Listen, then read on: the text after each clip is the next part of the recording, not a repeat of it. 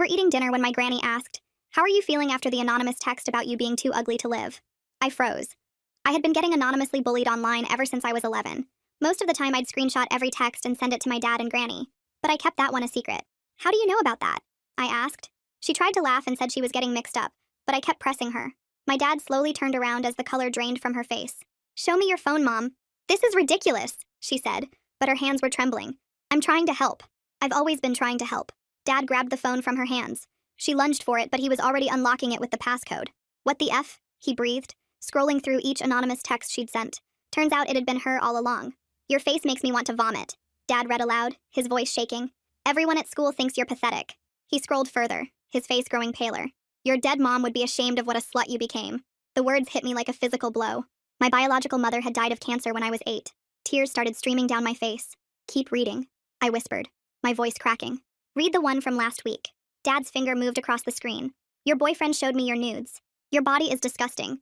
He told me he only has intimacy with you with the lights off." His voice broke. "Mom, you sent this while we were at dinner, while you were sitting next to her." "There's more," I said, sobbing now. "Tell him about the one where you said you were pregnant with Charles's baby." Dad found it, his hands trembling. "I'm pregnant with his baby. He's leaving you for me. He says you give terrible head anyway." He had to stop gripping the counter. "You sent this the night she came home crying about Charles breaking up with her. You made us tea. You said boys were stupid." She held me while I cried. I choked out. "Look at the Instagram, Dad. The Snapchat. The anonymous school app. She has 7 different accounts." Dad was scrolling frantically now, his breathing getting heavier. "No wonder your mom killed herself. Imagine having you as a daughter." He slammed the phone on the counter. "Her mother died of cancer." "I know exactly what her mother died of," Granny said coldly. "You held my hand at the funeral," I screamed, standing up on shaking legs. "You said she'd be proud." "Keep scrolling, Dad. Read the ones about you." His finger hesitated over the screen. "Your dad touches you at night, everyone knows. That's why you're so messed up. Daddy's little slut." He had to sit down, his legs giving out. "You sent this while I was on a business trip, while you were supposed to be taking care of her. Remember when I started showering at 3 a.m.? I asked him through tears. "Remember when I stopped hugging you?" She convinced me that I smelled like fish, that people could tell. "I was 14, Dad." Dad was still scrolling, finding more horror with every swipe. "End yourself." He looked up at his mother, tears in his eyes. "You knew she'd attempted. You drove her to the hospital." 3 times, I corrected, my whole body shaking.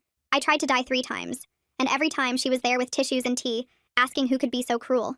I laughed through my tears, but it came out broken. "The weight loss," Dad said suddenly, pieces clicking together. "You said kids at school were calling her fat." "I went from 125 pounds to 87, I whispered. "She made me special meals while texting that nobody wants to see my flat ass." My voice broke completely. Dad found something else on the phone that made him stand up. "You documented her breakdowns?" Granny finally spoke, her voice steady. "Of course I did. Look how unstable she is. I needed evidence." "Evidence of what?" Dad shouted. "Evidence of the torture you put her through?" "I lost everything," I said, collapsing back into the chair. "Juliet's mom won't let her near me. She thinks I sell substances because of your messages. My entire friend group. They think I fake drama for attention because you told them the bullying wasn't real. I ate lunch alone in the bathroom for 6 months. Charles," I continued, fresh tears falling. "I loved him, Dad. He was the first boy who made me feel beautiful after everything. She told his mom I was pregnant. She destroyed the only good thing I had." "The colleges?" Dad said suddenly. "Her scholarship to state." "Check her email," I said, my voice hollow. "She submitted withdrawal letters to every college that accepted me." His face went white. "You sent messages during her therapy appointments, while you were in the waiting room. And you never suspected. Too busy with your precious daddy-daughter bond to notice. 8 years of watching him drop everything for you, your activities, your problems. 8 years of—" "Get out," Dad interrupted, his voice deadly quiet. "This is my house too," she replied. "Not anymore." He was already dialing 911. "Police? I need to report 2 years of cyberstalking and harassment of a minor." Granny's composure finally cracked. She needed to be stronger. I was helping her build character. "You tried to kill me," I sobbed. "You wanted me dead." "I wanted you gone," she corrected, like that was better. Dad's hands were shaking as he opened the cloud app on her phone. His face went white. "These photos, when were these taken?" I looked at the screen and felt my blood turn to ice. Images of me that I never posed for. They were pictures of me sleeping with my mouth open, drool on my pillow, taken from my doorway at weird angles. Dad's finger kept swiping and his face got paler with each photo. There were dozens of me changing in my room through the crack under my door, blurry shots of me in just underwear that made my skin crawl. The worst ones showed me in the bathroom, brushing my teeth in just a towel, stepping out of the shower behind the frosted glass. Dad dropped the phone and ran to the sink, dry heaving while Granny stood there with her arms crossed. I grabbed the phone and scrolled through more, finding pictures of me bent over picking up laundry, close-ups of my chest when I wore tank tops, even one of me crying in my sleep after Charles dumped me. The 911 operator was still on the line asking if we needed medical help, while Dad gripped the counter trying to breathe. He took the phone back with shaking hands and kept scrolling, finding folders organized by date going back 3 years. Some photos had captions like, "Fat cow eating again," under a picture of me having breakfast, or, "Look at those stretch marks," on a photo of me reaching for something on a high shelf. Dad showed the operator through the phone's camera what we were seeing, and she told us not to touch anything else. The detectives were on their way. Granny tried to grab the phone again, but Dad shoved her back hard enough that she stumbled into the wall. I couldn't stop looking at one photo where I was changing my pad in the bathroom, taken through a crack in the door I never knew existed. My whole body started shaking, and I ran to the bathroom, throwing up everything in my stomach while Dad yelled at Granny about hidden cameras. When I came back out, he was checking every corner of my room, running his hands along the walls looking for tiny holes or devices. 2 cops showed up faster than I expected, a young woman and an older man who took one look at the phone and called for backup. They made us all sit in different rooms while they documented everything, taking photos of Granny's phone screen with their own cameras. The female cop sat with me while I sobbed, explaining that these kinds of cases were more common than people think. Dad had to show them his phone too, proving he didn't have any of these images, while Granny sat in the kitchen insisting this was all being blown out of proportion. The older cop found more photos in her cloud storage, hundreds of them sorted into albums with cruel names like "Pig in Training" and "Future Failure." They called in a detective who specialized in cybercrimes and told us not to post anything online about this yet. Granny kept saying she had a right to take photos in her own home, that I walked around dressed inappropriately, that she was documenting my behavior for my own good. The detective arrived within an hour, introducing himself as Detective Murdoch, and immediately took possession of Granny's phone as evidence. He explained they'd need to do a full forensic analysis, and asked if we'd noticed any devices in the house that seemed out of place. Dad remembered Granny giving me a new alarm clock for my birthday, one with lots of features I never used, and the detective bagged it immediately. They found a tiny camera in it, positioned perfectly to see my bed and most of my room. Granny finally stopped talking when they told her she was detained for questioning, that taking voyeuristic photos of a minor was a serious crime. She demanded a lawyer and refused to leave, claiming this was her house too and we couldn't make her go. The cops explained she could leave voluntarily or in handcuffs, and she finally grabbed her purse, muttering about ungrateful family. They told her not to come back until the investigation was complete, that any attempt to contact us would violate the emergency protective order they were filing. After everyone left, Dad changed every lock in the house that night, even though it was past midnight. He went through every room with a flashlight, checking vents, smoke detectors, anywhere a camera could hide. I tried to sleep in his room but kept thinking about all those photos existing somewhere, wondering who else might have seen them.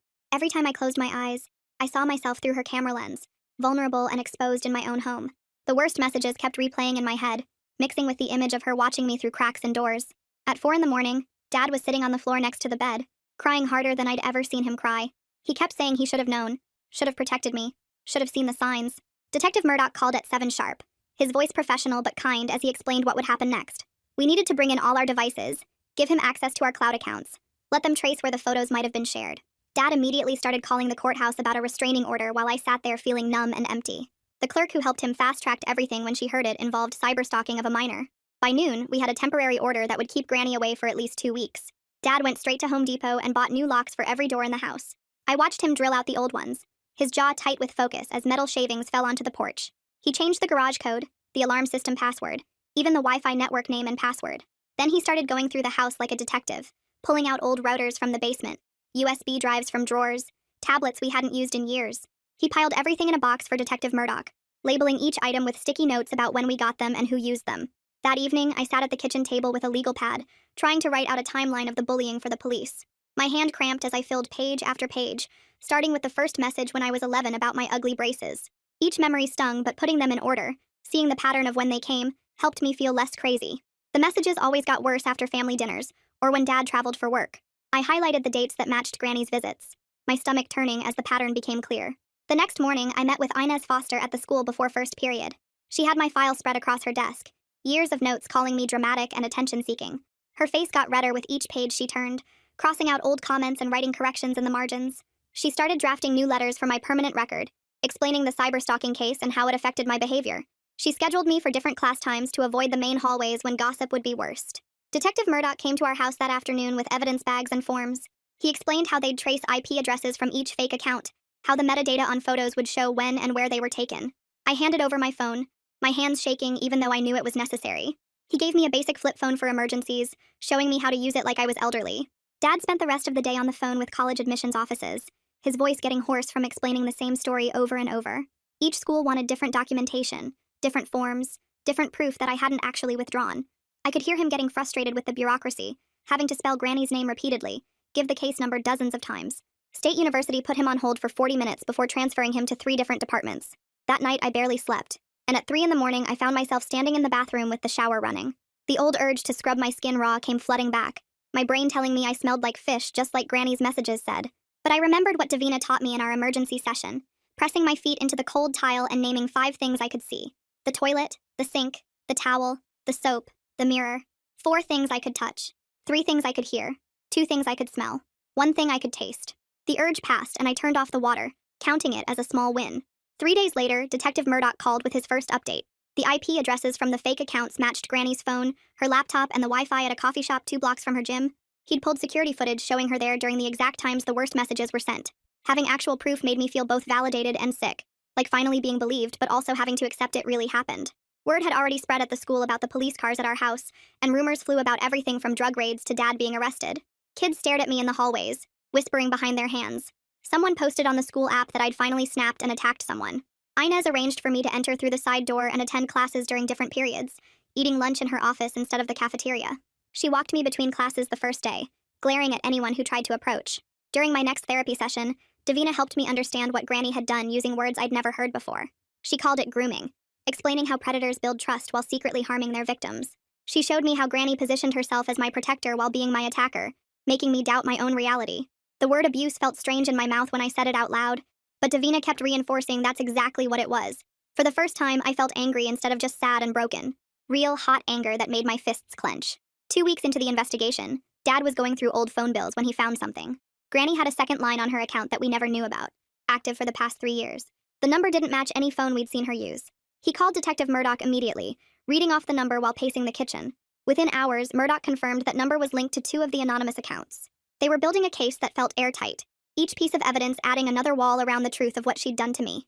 My phone buzzed 3 days later while I was eating cereal, and I almost ignored it, thinking it was another kid from the school asking for gossip. The name on the screen made me freeze with my spoon halfway to my mouth. It was from someone I hadn't talked to in over a year, a girl who used to sit with me at lunch before everything went bad. She'd sent me 17 screenshots from the anonymous school app, and my hands started shaking as I opened them one by one. Each message had timestamps showing exactly when they were posted, and I recognized the dates immediately. The first one was from my birthday dinner when Granny sat right next to me singing happy birthday. Another was from Christmas Eve when she helped me wrap presents for Dad. The worst one was from the night of the school play when she brought me flowers and told everyone how proud she was. I showed Dad the screenshots and watched his face turn gray as he connected the dots between each family moment and each cruel message. He printed them all out and added them to the growing pile of evidence we were collecting in a folder that kept getting thicker every day. 2 days later, we sat in a small office downtown, meeting with the assistant DA, who looked tired but determined as she spread out all our evidence on her desk. She explained that they were looking at multiple charges, including cyberstalking, harassment of a minor, and possibly even child endangerment given my suicide attempts. Her voice stayed professional as she warned us that these cases often take months to work through the system, and many end in plea deals rather than trials. She said Granny could face up to 5 years in prison, but realistically would probably get probation and mandatory counseling if she took a deal. The whole meeting lasted 2 hours, and I left feeling both hopeful and disappointed that justice might not look like what I imagined. That night, Dad couldn't sleep, and I found him sitting at the kitchen table at 2 a.m. staring at old photo albums. He started talking about growing up with Beatrice as his mother, and how she'd always used money and guilt to control every decision he made. She paid for his college but reminded him daily that he owed her everything. She bought him his first car but took the keys whenever he disagreed with her. She helped with the down payment on our house but acted like she owned it. His voice broke when he told me how she'd threatened to take me away when I was a baby if he didn't let her move in after Mom died. Understanding that her manipulation started decades before I was born made me realize this was never really about me at all. Detective Murdoch called the next morning with news that made Dad pump his fist in the air. He'd found backup data for all 7 fake accounts stored in Granny's cloud storage, including drafts of messages she never sent that were even worse than what I'd received. He was getting warrants to search her apartment and her car for any other devices or evidence that might help the case. The detective said he'd seen a lot of cases, but this level of documentation and planning was unusual and would help prove premeditation. Meanwhile, at the school, Inez had been working on fixing years of damage to my records. She drafted official letters for my permanent file explaining the circumstances and correcting all the notes that labeled me as manipulative, attention-seeking, and dramatic. Each letter had to be approved by the principal and the school board, but Inez pushed it through in record time. She showed me the updated file with the corrected information, and I actually cried seeing my dignity restored on paper, even if it felt like a small victory compared to everything I'd lost. A week later, I got an email from State University that made my stomach flip. They'd received our appeal about my scholarship and would review it but couldn't guarantee anything. The email was formal and cold, explaining that withdrawn applications were rarely reconsidered, and scholarship funds had already been reallocated. They needed extensive documentation, including police reports, school statements, and proof that the withdrawal was fraudulent. Dad spent the entire weekend gathering everything they asked for, while I tried not to get my hopes up. The police served search warrants at Granny's apartment on a Tuesday morning while she was at her yoga class. They seized her laptop, 2 tablets, an old phone from her nightstand drawer, and a box they found in her closet that made the detective call Dad immediately. The box had hundreds of printed photos of me, including ones from my social media that she'd edited with cruel comments, and some that looked like they'd been taken without my knowledge. There were also printouts of fake social media profiles she'd created using my photos to message boys at the school pretending to be me. During my next therapy session, Davina taught me how to set boundaries without falling into my old pattern of obsessively checking for new messages. We practiced blocking numbers and accounts without reading them first, something that felt impossible but necessary. She had me write down what I would do instead of checking my phone when I felt the urge, and we role-played different scenarios where someone might try to contact me. The breathing exercises felt stupid at first, but they actually helped when my phone buzzed and I didn't recognize the number. Detective Murdoch met with us again to explain how he thought Granny had taken all those photos of me. She'd accessed my phone while I napped on the couch during movie nights, left doors cracked when I was changing, and synced our devices through the family cloud account Dad had set up years ago. She'd taken screenshots of my private messages, saved my photos, and even accessed my location data to know where I was at all times. Understanding the mechanics of how she invaded my privacy helped me feel less crazy and paranoid, even though it still made my skin crawl. Dad found a victim advocacy group that specifically worked with cybercrime victims and arranged for someone to accompany me to any court proceedings. The advocate, a woman who introduced herself over the phone with a calm and steady voice, explained that her job was to make sure I understood everything that was happening and to be my support person in the courtroom. Knowing I wouldn't have to face Granny alone in court made the knot in my chest loosen just a little bit. That same afternoon, I sat at Dad's laptop and typed out an email to Juliet's mom with shaking fingers. I attached the police case number and explained how the drug rumors came from fake accounts that Granny controlled. My finger hovered over the send button for 5 whole minutes before I finally clicked it. The whoosh sound made my stomach drop, but I knew I had to try to fix what Granny broke. Dad rubbed my shoulder and said we'd done everything we could for now. 2 days passed without any response, and I tried not to check my phone every 5 seconds. Then while I was eating cereal on Thursday morning, my phone buzzed with a text from Juliet. She'd written just 4 words that made me cry into my lucky charms. The text said she didn't know, and she was sorry. She didn't promise we'd hang out again, or that things would go back to normal. But just having her believe me felt huge. I screenshot the message and sent it to Davina, who reminded me that small steps still counted as progress. Detective Murdoch called that afternoon while Dad was making dinner. He confirmed that most of the photos Granny took only went to her own fake accounts and hadn't been spread around the internet like I'd been scared of. The takedown notices were working, and the sites were removing everything connected to those accounts. My whole body felt lighter, even though I still felt gross, knowing she'd watched me through cracked doors and taken pictures. He also mentioned finding more evidence on her devices that would help the case, but said he'd explain more when we met in person. The next morning, Dad and I drove to the school for a meeting with the principal and 2 assistant principals. Inez was already there with a thick folder of documentation and a determined look on her face. The administrators listened while Dad explained everything that had happened and showed them the police reports. They kept exchanging worried looks, and I could tell they were thinking about lawsuits.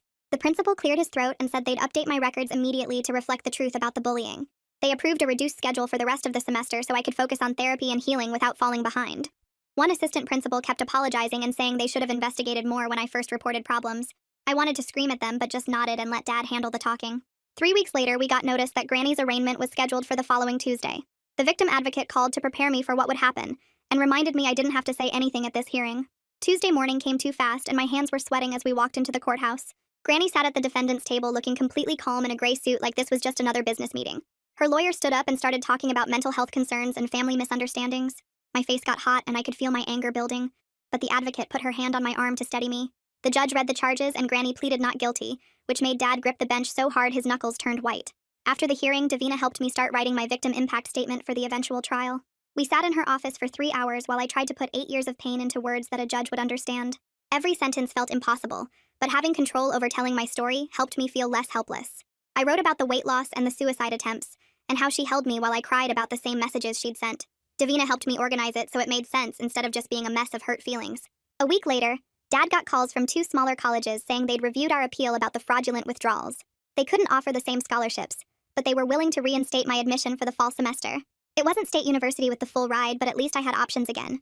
Dad started researching their programs and printing out information about dorms and meal plans.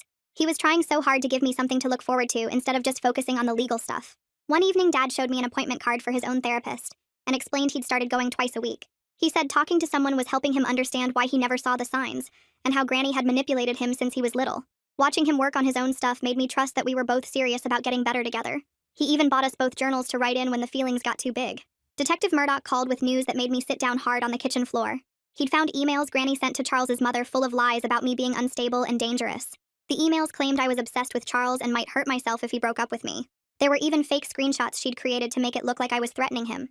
Charles's mom had believed every word and told him he had to end things immediately for his safety. Having proof that Granny destroyed my first real relationship made me sob with relief and rage at the same time. The assistant principal called Dad the next week to schedule another meeting about updating my disciplinary record. She formally apologized for how the school handled everything and showed us the new notes they'd added to my file. The words, "victim of sustained harassment," replaced all the old stuff about me being dramatic and seeking attention. It helped, even though I was still mad. It took police involvement for them to believe me. Davina gave me a flyer for a support group that met every Tuesday at the community center downtown. I walked into that first meeting feeling like I didn't belong there because everyone else probably had real problems. The room had 12 chairs in a circle and 7 people already sitting when I arrived. A woman with gray hair started talking about her brother who stole her identity and ruined her credit. Another person shared about their mom who posted fake revenge porn of them online. Hearing their stories made my chest feel less tight, because I wasn't the only one whose family member tried to destroy them. The next morning, we had to go to court for the restraining order hearing. The judge spent 45 minutes reading through all the IP address evidence that Detective Murdoch had collected. She asked me a few questions about how long the harassment had been happening. Dad showed her screenshots of the worst messages on his phone. The judge granted a 3-year no-contact order that included digital contact and third-party contact. Walking out of the courthouse with that paper felt like putting on armor I desperately needed. 2 days later, Dad got a call from a lawyer representing Granny who wanted to meet about a possible plea deal.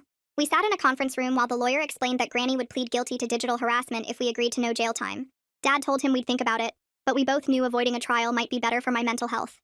That same week, Dad was going through old paperwork in the basement when he found documents about a trust fund. Granny's father had set it up for my education before he died, but she never told us it existed. The account had $30,000 in it with Granny listed as the trustee. Dad immediately called our lawyer to figure out how to protect that money before she could drain it. We also met with a civil attorney to ask about suing for my lost scholarships and the damage to my reputation. She looked through all our documentation and said we might have a case, but it would cost at least $20,000 in legal fees. The chances of winning weren't great since proving monetary damages from cyberbullying is really hard. Dad and I decided the criminal case was enough, and we didn't need to spend money we didn't have on a lawsuit. A week later, I got an email from State University asking for official police documentation for my scholarship appeal. They also wanted a letter from Inez supporting my application. I forwarded everything to Inez, who wrote a 3-page letter about how the harassment affected my academic performance. Having official people backing me up gave me hope that maybe I could still go to my dream school. Davina helped me practice reading my victim impact statement for court. The first time I tried, I only got through 2 sentences before I started crying too hard to continue. She taught me breathing techniques to use when I felt overwhelmed. We practiced 3 times a week in her office until I could read the whole thing without my voice shaking too much. By the 5th time, I made it all the way through without stopping. Detective Murdoch called with good news about the photos Granny had taken of me. His tech team had gotten them removed from every site she'd uploaded them to. They used something called a DMCA takedown notice that forced the sites to delete everything. Knowing those pictures weren't floating around the internet anymore helped me sleep better at night. Juliet texted me asking if we could meet for coffee to talk.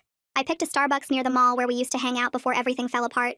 She showed up 10 minutes late and we sat across from each other, not really knowing what to say. She told me her mom finally read the police report and felt terrible about believing the lies.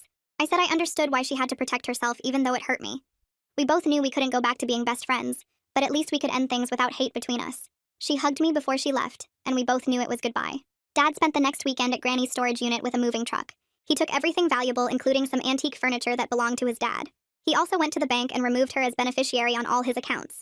The bank manager helped him file paperwork to close her access to the education trust fund. Dad said he felt guilty for a minute but then remembered what she did to me, and the guilt went away. Every step we took to cut her out of our lives made me feel safer and more in control of my own future. 2 weeks later, I got an email from State University with a hearing date for my scholarship appeal, and my hands shook as I read it 3 times to make sure it was real. I forwarded it to Inez right away, and she called me during her lunch break to say she'd already started writing her support letter.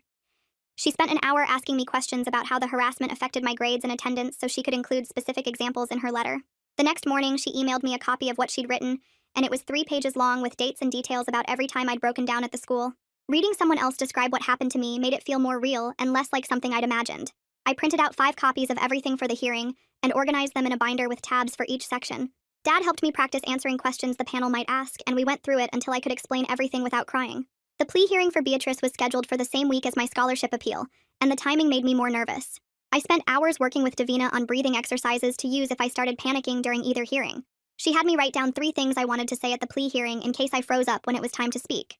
The prosecutor called to explain that Beatrice's lawyer had agreed to a plea deal where she'd plead guilty to cyberstalking and harassment of a minor. She'd get 2 years probation and mandatory therapy, but no jail time unless she violated the terms. Part of me wanted her in jail, but the prosecutor said this was actually a good outcome since these cases are hard to prove. At least there would be a guilty plea on record, and she'd have to admit what she did in court. The morning of the plea hearing, I threw up twice before Dad drove us to the courthouse. My victim advocate met us outside and walked us through security and to the right courtroom. Beatrice was already there with her lawyer, and she looked smaller than I remembered. When the judge asked her how she pleaded, she said guilty in a voice so quiet the judge made her repeat it. Then it was my turn to read my victim impact statement, and my legs felt weak as I walked to the podium. My voice shook on the first sentence, but I kept going, and by the second paragraph, it got stronger. I told the court about the 3 times I tried to end my life, and how she held me afterward pretending to care. I described losing 38 pounds because she convinced me I was disgusting while making me special meals. I explained how she destroyed my relationship with Charles and turned my friends against me with lies. When I got to the part about the photos she took of me without my knowledge, my voice cracked, but I didn't stop. I looked right at her when I said she stole 8 years of my childhood and tried to destroy my future. She stared at the table the whole time and never looked up once. The judge thanked me for my statement and said he'd reviewed all the evidence, including the IP addresses and timestamps. He ordered Beatrice to pay $15,000 in restitution for my therapy costs over the next 2 years. She also had to stay away from me and Dad with no contact, direct or indirect, including through third parties. He scheduled a review hearing in 6 months to check her compliance with therapy and probation requirements. When he said the court recognized the severe harm she'd caused me, I started crying because finally someone with authority was saying it wasn't my fault. After court, Dad and I met with the civil attorney we'd consulted about suing Beatrice for damages. She looked through all our documentation and said we had a case, but it would cost at least $20,000 in legal fees with no guarantee of winning. Even if we won, Beatrice might not have money to pay since she'd already been ordered to pay restitution.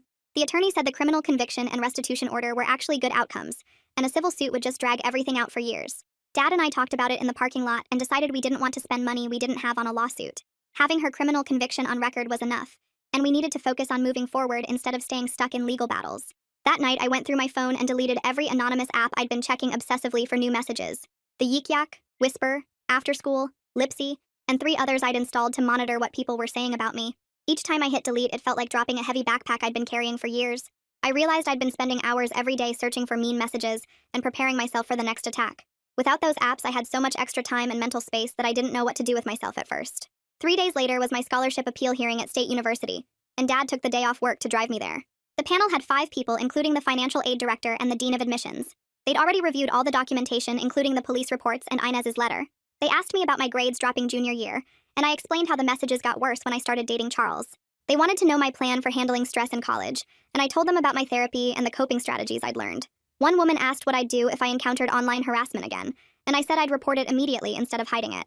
After 40 minutes, they said they'd make a decision within a week and email me the results. The waiting was torture, and I checked my email every 10 minutes, even though I knew that wouldn't make the decision come faster. 5 days later, the email finally came, and State University reinstated my admission with a partial scholarship covering half tuition.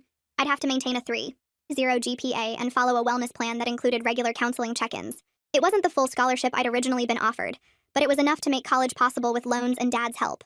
I called Inez immediately, and she said she was proud of me for fighting to get my future back.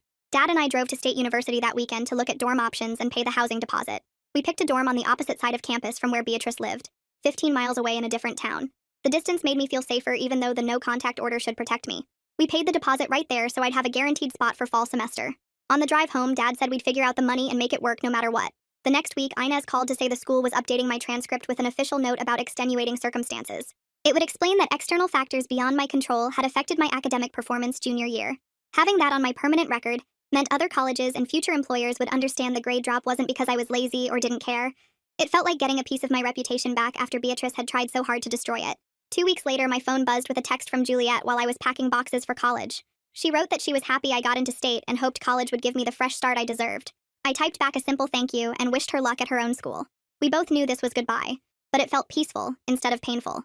That same afternoon, Davina and I sat in her office with a calendar spread across her desk, marking all the dates that might trigger me. She circled the anniversary of when the messages started, and the dates of my 3 attempts.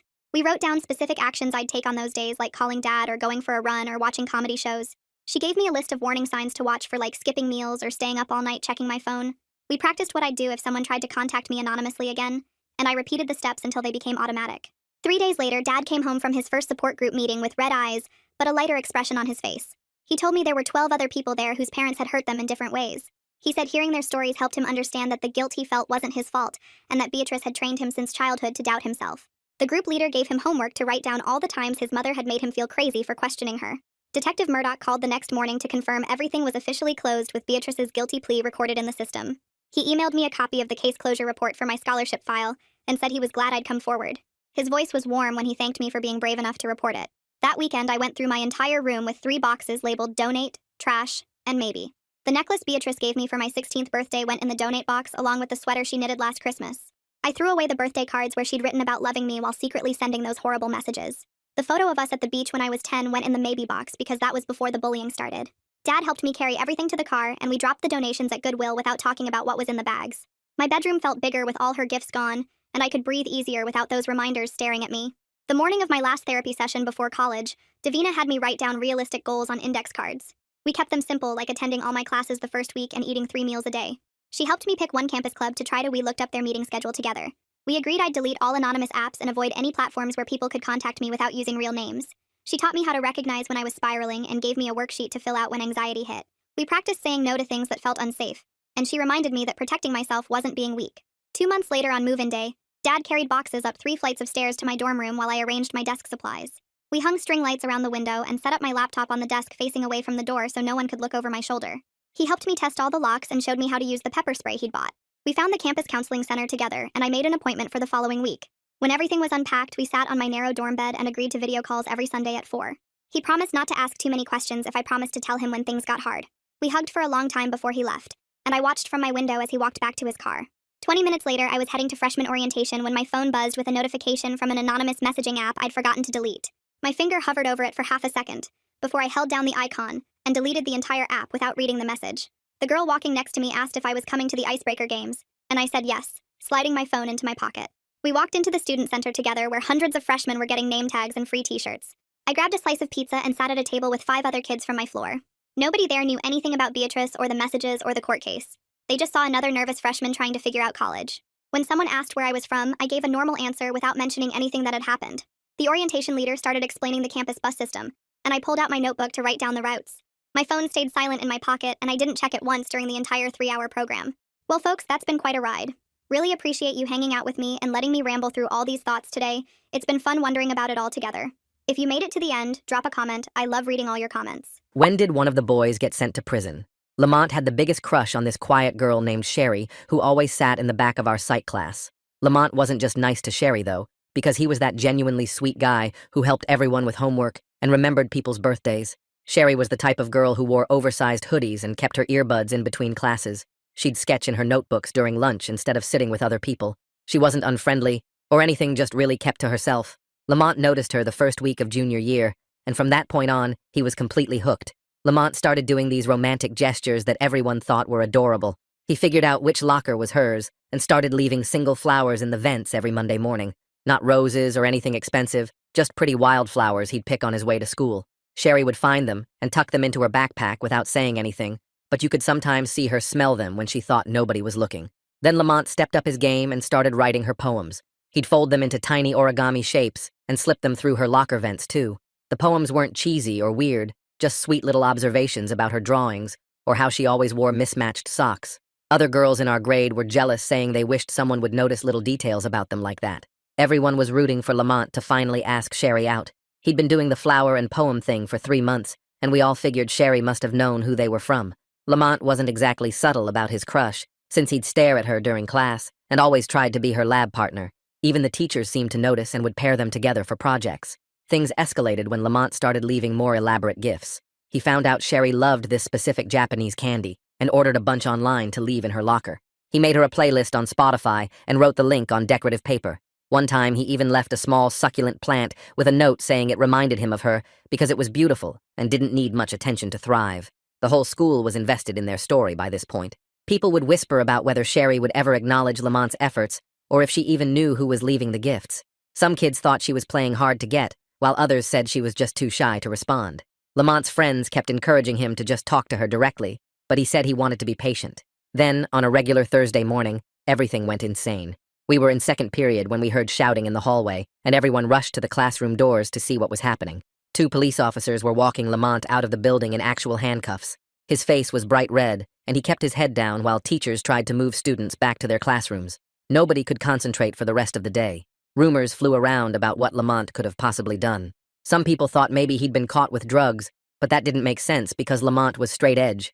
Others wondered if he'd gotten in a fight, but Lamont had never even raised his voice at anyone. The principal made an announcement saying they couldn't discuss the situation. Lamont's social media went completely dark that day. Usually he posted motivational quotes and pictures from school events, but everything stopped. His best friend wouldn't tell anyone what happened, and Sherry was notably absent from chemistry class. Teachers kept shutting down any conversation about the arrest and threatened detention for anyone spreading rumors. A whole week passed with no word from Lamont. His Instagram stayed quiet, and he didn't respond to any messages. Sherry came back to school, but looked even more closed off than usual. She wore her hood up constantly and switched seats to the very back corner of every classroom. People tried to ask her about Lamont, but she'd just put her earbuds in and ignore them. Finally, on Sunday night, Lamont broke his silence with an Instagram post that made everyone's jaw drop. He posted a long rant about how Sherry had ruined his life and destroyed his future. He said she was ungrateful for everything he'd done for her, and that she'd twisted something beautiful into something criminal. The worst part was the last line where he wrote that Sherry now had no choice but to marry him because of what she'd done. The comments exploded immediately with people asking what he meant. Lamont wouldn't respond to anyone and disabled comments within an hour. Screenshots of the post spread through group chats like wildfire. Everyone was trying to piece together what could have happened between the arrest and this bizarre post about marriage. Monday morning, Sherry wasn't at school. Her absence felt heavy, especially after Lamont's cryptic post the night before. People kept checking her social media throughout the day, hoping for some explanation. Then around dinner time, a notification popped up that changed everything. Sherry had posted for the first time ever on her usually empty Instagram. The caption simply read, "It's time I break my silence about Lamont Cooper." My phone screen lit up with the notification, and I clicked on it immediately, my hands actually shaking a little as Sherry's post started loading on my screen. The post was crazy long, way longer than anything I'd ever seen on Instagram, and right away I could see it was packed with screenshots and timestamps and photos of documents. Her first words made my stomach feel weird, because she wrote that she never wanted to be the center of attention, which is why she stayed quiet for so long. But now she had to speak up. She explained that what everyone at the school thought looked like romance from the outside actually felt like being hunted from the inside, and those words made me sit up straighter on my bed. The first screenshot she posted was an email she'd sent to Jane Winters way back in September, asking for help, because Lamont's constant staring in class made her really uncomfortable and scared. Jane's response underneath made me feel sick, because she'd written back that Lamont seemed like such a nice boy, and maybe Sherry was just misinterpreting his friendliness as something else. I kept scrolling, and Sherry described finding that first flower in her locker and how conflicted she felt about it. Because, yeah, it was pretty, but her locker was supposed to be her private space where she kept her stuff. She explained that she kept the flowers because throwing them away in front of everyone would have caused drama, and people would have called her mean or ungrateful. Then she posted photos of some of the poems Lamont had left, and I could see where she'd highlighted certain lines with yellow marker on her phone. The poems had started out sweet talking about her art, but then they got creepy fast with stuff about her mismatched socks and which exact table she sat at during lunch and how she chewed her pencil when she was thinking. One poem even mentioned the specific brand of gum she kept in her backpack, which made my skin feel cold, because how would he even know that? Sherry wrote about how teachers kept pairing them together for projects, even though she'd quietly asked multiple times to work alone or with someone else. She posted screenshots of 3 different emails where she specifically asked not to be partnered with Lamont, but every single teacher was ignored her requests and kept putting them together anyway. The next part made me actually gasp out loud because she posted a photo that showed the bottom of that succulent plant Lamont had given her, and there was an air tag covered in potting soil stuck to the bottom of the pot. She included screenshots from the Find My app on her phone showing her exact bus route to and from the school, her home address marked with a pin, and the art store she went to on weekends that she'd never told anyone about. My hands were sweating now as I kept reading, and she documented how she'd tried taking different routes home from the school to avoid him, but she'd still spot Lamont's blue Honda near places she'd never mentioned to anyone at the school. She had photos she'd taken through store windows, showing his car parked outside the coffee shop where she studied, and the bookstore where she bought her art supplies, and even outside her cousin's house across town. The fear in her words wasn't paranoia at all, because she was literally being tracked and followed everywhere she went for months. She posted a screenshot showing that exactly 1 week before Lamont got arrested, she'd filed a formal report with the school resource officer and included all her evidence about the stalking. The case number was partially visible in the corner of the document, and seeing that official paperwork made everything feel way more real than any of the rumors we'd been spreading. 3 days before the arrest happened, the school had actually issued Lamont an official no-contact order, which meant he wasn't allowed to come near her, or talk to her, or leave anything in her locker anymore. But then she posted screenshots of messages she'd been getting from anonymous Instagram accounts, with weird names like ls_Destiny 2024 and Sherry Lamont Forever, sending her messages about Destiny and how she'd understand their connection soon. The account names all had variations of their initials put together, and the messages got progressively weirder, talking about soulmates and eternal bonds, and how some people were meant to be together no matter what. I scrolled through screenshot after screenshot of these messages, and they all had the same writing style as Lamont's regular posts, with the same weird punctuation habits and favorite phrases he always used. My group chat was blowing up with notifications as everyone else read Sherry's post at the same time, but I couldn't look away from her story to check what people were saying. She'd posted timestamps showing the anonymous messages came in clusters right after school hours and late at night, and always from different accounts that would get deleted after sending just a few messages. The whole thing painted a picture of someone who wouldn't take no for an answer and kept finding ways around every boundary she tried to set up. She wrote that the morning of the arrest, she'd found more of that Japanese candy in her locker, even though the no-contact order specifically said Lamont couldn't leave her any more gifts. She'd gone straight to the resource officer with the candy still in the wrapper as evidence, and within an hour the police were walking Lamont out of the building while she hid in Jane Winter's office crying. The last part of her post addressed Lamont's crazy marriage comment directly, and what she revealed made everyone reading completely lose it. She explained that a friend of hers who was really good with computers had helped her look through some stuff after Lamont's weird post about marriage. They found his search history from the school library computers where he'd been looking up all this legal stuff about something called spousal privilege.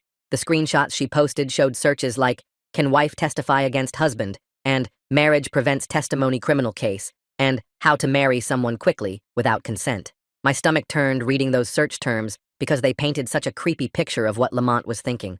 Sherry wrote that Lamont had watched some crime show where a character couldn't testify against their spouse, and he'd taken that as actual legal advice. He genuinely thought that if he could somehow force her to marry him, then she wouldn't be able to testify about the stalking and tracking. The friend had also found posts Lamont made on legal advice forums, asking if marriage would protect him from prosecution if his wife was the only witness. People in the comments had told him that's not how spousal privilege works, and that forced marriage isn't even legal, but Lamont kept arguing with them, saying they didn't understand his situation. Sherry's post went on to explain that the morning he got arrested, she'd found more of that Japanese candy stuffed in her locker, even though the no-contact order specifically said he couldn't come near her or leave her anything. She'd taken the candy straight to the resource officer with the wrapper still sealed as proof. The officer called the real police right away, and they pulled the security footage showing Lamont at her locker at 6:30 that morning, before anyone else was at the school. Within an hour, they had him in handcuffs, walking him out, while she sat in Jane Winter's office shaking and crying. She wrote that she could hear him yelling in the hallway about how this was all a misunderstanding and how Sherry was overreacting to a simple gift. The last part of her post wasn't angry or vengeful, but just tired-sounding. She wrote that she was exhausted from being treated like entertainment for everyone at the school. People kept asking her for details like her trauma was some kind of reality show they could gossip about. She said she never asked to be the girl from the stalking case, and she just wanted to get through junior year without being defined by what Lamont did to her. Her final words were asking everyone to please stop sharing screenshots of Lamont's posts and making memes about the situation, because every time she saw them, it brought everything back. I sat there in my room after reading her whole post and felt physically sick to my stomach. Just a few months ago, I'd been one of the people calling Lamont's flower thing adorable and saying I wished someone would notice me like that. I'd literally told my friends that Sherry was lucky to have someone care about her so much. Now reading about the tracking device and the search history and everything else, I realized how badly I'd misread the whole situation. My phone kept buzzing with notifications from our group chat, where everyone was losing their minds over Sherry's revelations. People were sending paragraph after paragraph, analyzing every detail, and speculating about what would happen next. Some were defending themselves, saying they couldn't have known, while others were attacking Lamont with really harsh language. I couldn't bring myself to type anything in the group chat, because what was there to say that wouldn't sound hollow or self-serving? Instead, I opened Instagram and went to Sherry's profile, where her post already had hundreds of comments. I typed out a simple direct message that just said I was sorry I didn't see what was really happening and that she didn't need to respond. I deleted it and rewrote it 3 times, trying to make it sound less like I was asking for forgiveness and more like I just wanted her to know someone recognized their mistakes. Finally, I just sent, "I'm sorry I didn't see it. No response needed," and put my phone down. The next morning at the school felt completely different from any other day. The hallways were buzzing with conversations, but they were all whispered and tense instead of the usual loud chatter. Everyone had their phones out showing each other Sherry's post or screenshots of Lamont's creepy search history. Teachers looked uncomfortable and kept trying to get students to put their phones away, but even they seemed distracted. I saw Jane Winters walking through the main hallway with her head down, not making eye contact with anyone. A couple of students tried to approach her, but she just kept walking faster toward her office. During lunch, I decided to find Jane and ask her about those emails Sherry had posted showing she'd asked for help months ago. I knocked on her office door, and she let me in looking tired and defensive already. I asked her why she hadn't taken Sherry's concerns seriously when she'd specifically said Lamont made her uncomfortable. Jane immediately shifted into this formal mode, talking about liability and following proper protocol and how she couldn't discuss individual student cases. She kept using phrases like appropriate channels and documented procedures, but wouldn't actually address why she'd dismissed Sherry's fears as misunderstanding friendliness. I pressed her about the email where she'd called Lamont such a nice boy, and she said that was taken out of context. She started talking about how she has to balance hundreds of student concerns and how hindsight is 20/20, but I could tell she was just covering herself. I left her office feeling frustrated because she clearly wasn't going to admit she'd failed Sherry. Later that afternoon, Ruby Hogan published this really well-researched article on the school news website. She'd created a whole timeline of events, starting from when Lamont first started leaving flowers, all the way through his arrest. She included links to the school's actual policies about harassment and stalking, showing how multiple procedures weren't followed. Ruby managed to write it without sensationalizing anything, but the facts alone made it impossible to ignore how badly the administration had messed up. She'd even gotten quotes from other students who'd witnessed concerning behavior that teachers had ignored. The article went viral within hours, with parents sharing it on Facebook and calling for accountability. That evening, I was doing homework when my phone buzzed with a text from Ron Gould. His message said he really needed to talk to someone about Lamont and asked if we could meet after school tomorrow. The way he wrote it sounded lost and confused, like he couldn't process what was happening. I agreed to meet him because Ron had been Lamont's best friend since middle school, and I figured he was struggling to reconcile the person he thought he knew with the person in Sherry's post. The next day after last period, Ron met me by the gym, looking exhausted. He pulled out his phone and showed me screenshots he'd been collecting from relationship advice forums and Reddit. Lamont had been posting for months under throwaway accounts asking for advice about Sherry. The posts started out seeming normal enough, asking how to get a shy girl to notice him, but the responses he got were all about how persistence pays off, and grand gestures win hearts. And, if she's not saying no, she's interested. People kept telling him that girls play hard to get, and that he needed to show his dedication through consistent romantic actions. Ron scrolled through post after post, where strangers on the internet encouraged Lamont to keep pushing, despite what they called token resistance. Some comments even said that leaving gifts was better than talking, because it showed effort without pressure. The worst part was seeing how these toxic responses shaped Lamont's behavior over time. His posts got more intense, and the advice got worse, with people telling him that true love requires sacrifice, and that someday Sherry would realize what she'd been missing. Ron said Lamont would read these responses out loud sometimes, and talk about how the internet understood his situation better than people at the school. None of it excused what Lamont did, but seeing how he'd been encouraged by strangers who treated stalking like romance made the whole thing even more messed up.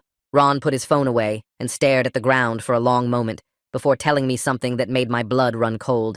He said about 3 weeks ago, Lamont had mentioned this weird thing about how married people couldn't testify against each other in court. Ron thought it was just one of those random facts Lamont liked to share since he watched a lot of crime shows, but Lamont kept bringing it up in strange contexts, like when they were talking about college applications or summer plans. Now that creepy Instagram post about Sherry having to marry him suddenly made sick sense. It was never about love or romance or any of that. Lamont actually believed that if he could somehow get Sherry to marry him, she wouldn't be able to testify about whatever he'd done. Ron looked physically ill as he explained how Lamont had even looked up marriage laws in our state and found out that 16-year-olds could get married with parental consent. The whole thing was so calculated and twisted that Ron said he couldn't even recognize his best friend anymore. The next morning during homeroom, the principal's voice came over the intercom with an announcement that made everyone groan and roll their eyes. Starting next week, all students would have to attend mandatory workshops about consent and healthy relationships during advisory periods. Teachers would also be going through additional training on recognizing concerning behaviors and proper reporting procedures. The announcement felt like closing the barn door after the horse already escaped, but I guess it was better than nothing.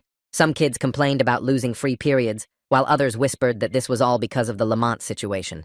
Teachers looked uncomfortable when students asked questions and just kept repeating that this was standard procedure. That weekend, I was scrolling through Instagram when I saw a post from one of Sherry's few friends that made my stomach drop. Someone had left a threatening note under Sherry's windshield while her car was parked at the grocery store, calling her horrible names and saying she ruined an innocent guy's life. The friend posted security footage from the store that showed a figure in a dark hoodie approaching the car, but the image was too blurry to identify who it was. People in the comments were split between outrage and speculation about whether it was one of Lamont's friends or just some random person who believed his side of things. The store manager had already given the footage to police, but without a clear face, there wasn't much they could do. Ruby posted on the school news site Monday with another bombshell article that had everyone talking. Through a public records request, She'd gotten copies of emails between teachers from earlier in the year. One email chain showed a chemistry teacher explicitly putting Sherry and Lamont together as lab partners, even after Sherry had submitted a written request to work alone or with someone else.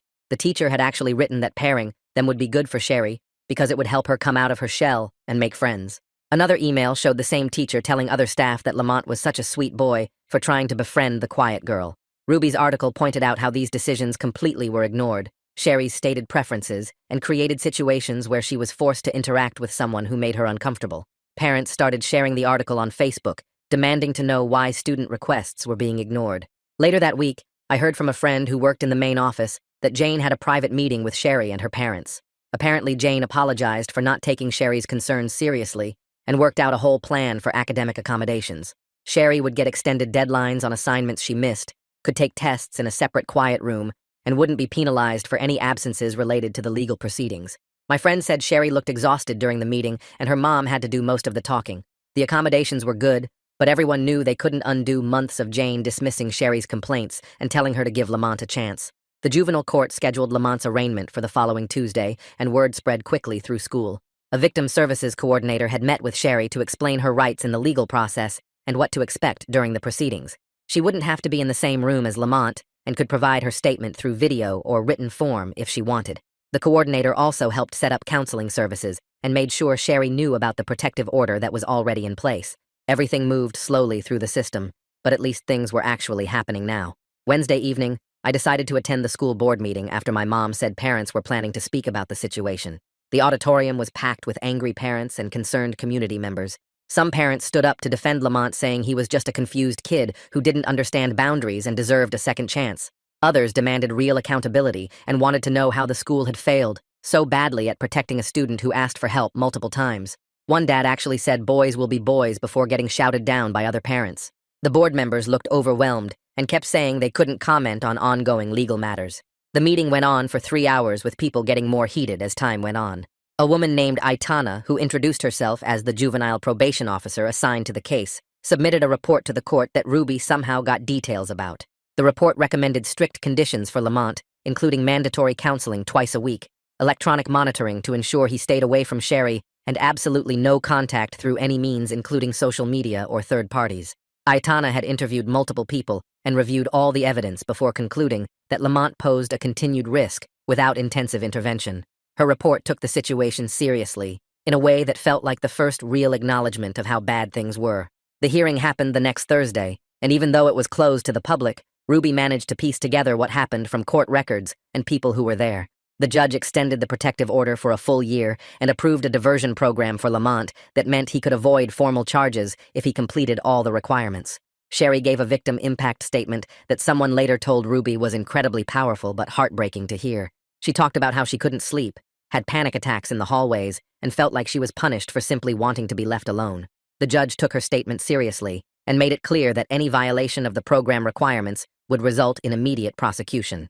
That Friday afternoon, Lamont posted on Instagram for the first time since his arrest. It was clearly written by a lawyer with careful language that acknowledged he had caused harm while avoiding any actual legal admissions.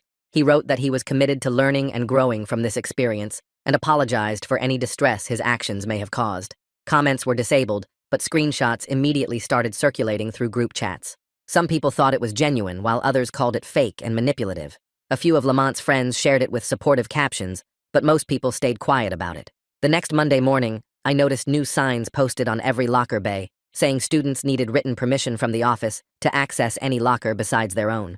Teachers stood in the hallways with clipboards checking locker numbers against student schedules, and maintenance workers installed security cameras pointing at the locker areas.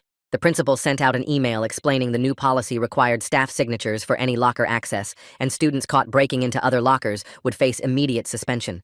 I watched Sherry walk into school that same week with a completely different schedule printed on yellow paper instead of the regular white ones everyone else had. She entered through the side door near the art room instead of the main entrance and took routes through the building that avoided the spots where Lamont's friends usually hung out. Her seat assignments had changed too, and now she sat near the doors in every class with clear paths to the exits. Teachers seemed briefed on something because they never called on her unless she raised her hand first and let her leave class a few minutes early to avoid crowded hallways. Jane Winters pulled Sherry aside one afternoon and handed her a laminated card that apparently gave her permission to take tests in a private room and leave school for appointments without counting as absences. The accommodations seemed helpful, but watching Sherry navigate the building like she was dodging landmines made it clear how much damage had already been done. I deleted all the screenshots from my phone that week and unfollowed the accounts that kept posting updates about the situation, like it was some reality show.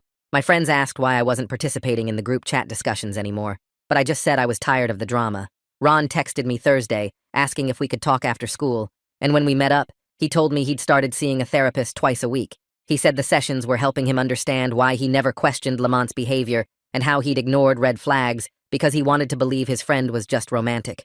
The therapist apparently asked him hard questions about male friendship and accountability that made him uncomfortable, but also made him think differently. Ruby posted flyers around school announcing a student panel about recognizing boundaries and consent, scheduled for the following Tuesday during lunch. Only about 30 kids showed up, but they actually paid attention as Ruby and two other students talked about the difference between persistence and harassment. They handed out cards with warning signs to watch for and resources for getting help if someone felt unsafe. 3 weeks after the court hearing, Sherry posted on Instagram again, with just 2 sentences thanking people who supported her and asking for privacy to focus on finishing the school year. She turned comments off immediately, but the post had over 200 likes within an hour from students who wanted to show support without bothering her directly. I spent that whole night thinking about how I'd called Lamont's flowers sweet and wished someone would notice me like that while Sherry was probably scared every time she opened her locker. The guilt sat heavy in my stomach as I remembered laughing when other girls said they were jealous of the attention she was getting. I started paying more attention after that and called out a guy in my math class who kept asking the same girl for her number after she'd already said no 3 times. News spread through school that Lamont had been removed from student council and the debate team with official letters sent to his parents explaining he could no longer hold leadership positions while on probation. Court documents that Ruby somehow accessed showed he had to attend counseling sessions twice a week and check in with his probation officer every Friday. His compliance reports indicated he was following the rules, but his counselor noted resistance to accepting full responsibility for his actions. The intense discussions that dominated every lunch period for weeks gradually faded to occasional mentions when someone saw Sherry in the hallway or heard updates about Lamont's probation status. Friend groups that used to sit together at lunch split into smaller clusters based on whether they thought Lamont deserved sympathy or consequences. Some kids still insisted he was just awkward about expressing feelings, while others said that excuse enabled dangerous behavior. The divide showed up in small ways, like people choosing different partners for group projects or avoiding certain tables in the cafeteria. Teachers tried to stay neutral, but you could tell which ones thought the whole thing was overblown and which ones took it seriously by how they handled discussions in class. The changes at the school felt both major and minor at the same time, with new policies and procedures mixed with the same old hallway dynamics. Sherry kept coming to the school every day with her modified schedule and safety accommodations, while other students slowly stopped staring at her every time she walked past. The whole situation became part of the school's background noise rather than the main event, but the effects rippled through everything from how teachers supervised hallways to how students talked about relationships. Looking back at those weeks after the hearing, I can see how the school tried to move forward while carrying the weight of what happened. Some changes stuck, like the locker policies and consent workshops, while others faded as people got distracted by prom planning and final exams. The social fractures remained, though, with certain friendships never quite recovering from the arguments about whether Lamont was victim or perpetrator. Even now, when I run into people from high school, they sometimes bring up that whole situation, and we all get quiet, remembering how wrong we were about what seemed like a sweet love story. 3 weeks after the hearing, I spotted Sherry sitting on the bench outside the art building with her sketchbook open on her lap. She had her earbuds in like always, but kept looking up every few seconds to scan the area around her. The school had given her this laminated card with safety protocols that she kept checking against her phone. She'd picked a spot with clear views of all the exits and positioned herself near the emergency call box. Her pencil moved across the page in quick strokes, but her body stayed tense and ready to move. I watched her pack up exactly 5 minutes before the bell rang and take the long route around the building instead of cutting through the crowded hallway. That same afternoon, I opened my laptop and typed out a message to Sherry that took me an hour to write, even though it was only 3 sentences. I told her I was sorry for treating Lamont's behavior like it was romantic when it was actually scary. I said I should have spoken up when things felt wrong instead of staying quiet. The last line said she didn't need to respond because this wasn't about making myself feel better. I hit send and immediately closed Instagram so I wouldn't obsess over whether she read it. A month passed before the next big development, when 2 sophomore girls walked into Jane's office together, holding hands for support. They'd been dealing with an older student who wouldn't stop asking them out despite being told no multiple times. One girl showed Jane screenshots of dozens of messages sent over a single weekend. The other explained how he'd memorized their schedules and kept showing up wherever they went. Jane took their report seriously this time and immediately contacted their parents and the resource officer. The guy got called in that same day and received an official warning with documentation. Ruby published another article in the school paper tracking all the changes since Sherry's case became public. She listed the new anonymous reporting system that lets students file complaints online without going through Jane first. The article mentioned weekly check-ins now required for any student who filed a harassment report. Ruby interviewed 3 students who said they felt safer knowing the school was actually paying attention now. She also noted that reports had increased by 40% since the new system started. The numbers showed students were finally trusting the process enough to speak up. Ron surprised everyone by signing up for the peer education program about healthy relationships that the district started offering. He showed up to every training session with a notebook and asked tons of questions about consent and boundaries.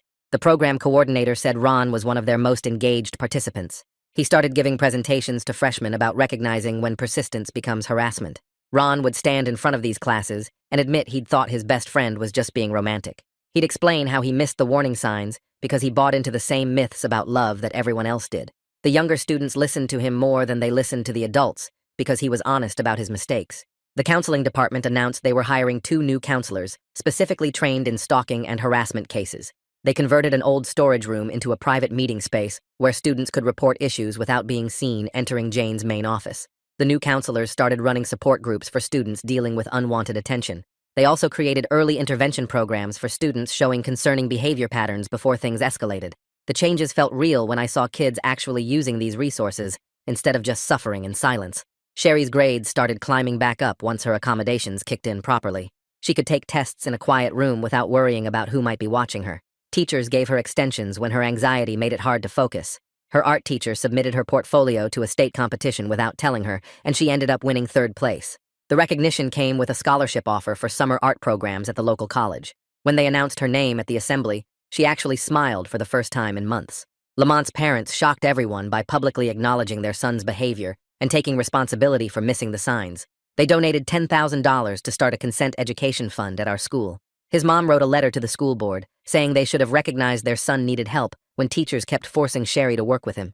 His dad started attending the parent education sessions about recognizing problematic behavior in teenagers.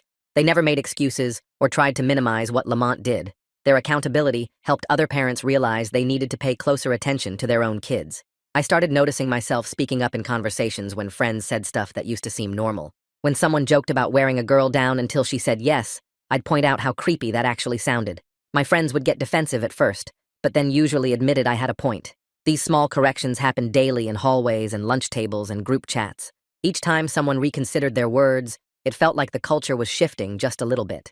Jane spent the whole spring developing new training modules for teachers and staff about the difference between normal teenage crushes and stalking behavior. She worked with experts to create specific warning signs to watch for in student interactions. The training included real scenarios from Sherry's case with her permission, showing how many red flags got missed.